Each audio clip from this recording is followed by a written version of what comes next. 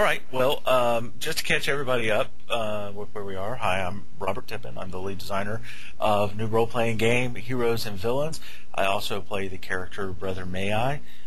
This is our second session of recording our playtesting, and I'll go ahead and let the rest of my team introduce themselves.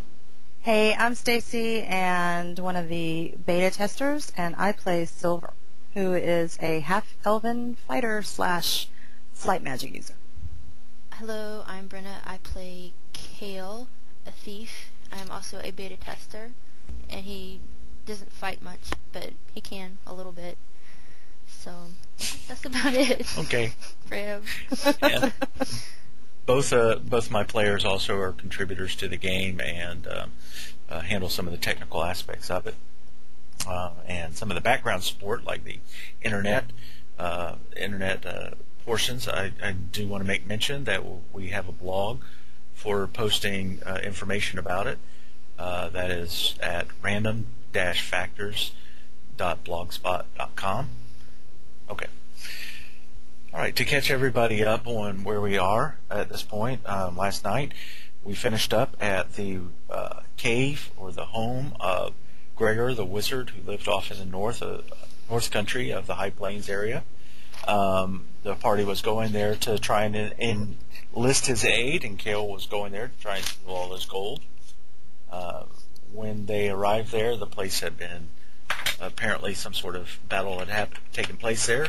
They arrived too late to participate, but were fairly quickly set upon by a pack of goblins. The goblin mage was killed, who was the last one remaining. The others were run off, and that is where we end the game. Oh, I will make one other mention, too. There have been some modifications to the game system that were employed tonight. Again, details will be coming up about that. But anyway, pick up the game at this point. Brother May I is standing there with Silver over the body of the goblin mage. Of course, Silver is standing there, and Yes. Kale is sitting on the ground, frustrated that he threw, I think, 6 knives, hit once, but it was deflected away.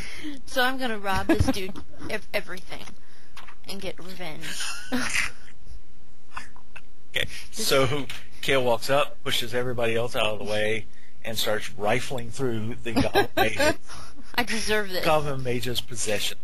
All right, Kale, you come up with 10 silver pieces, 4. 13 gold pieces, and 8 platinum pieces. Ooh, platinum. Nice.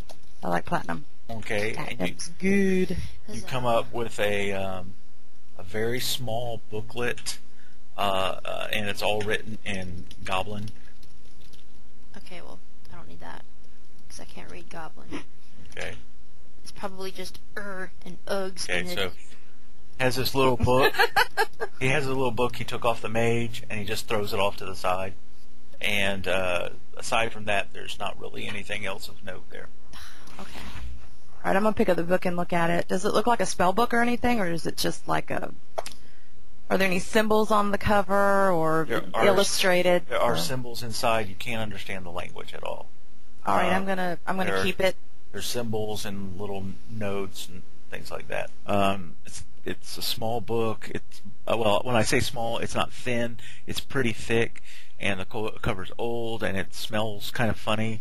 But you Okay. just Okay, can't you read. can have it.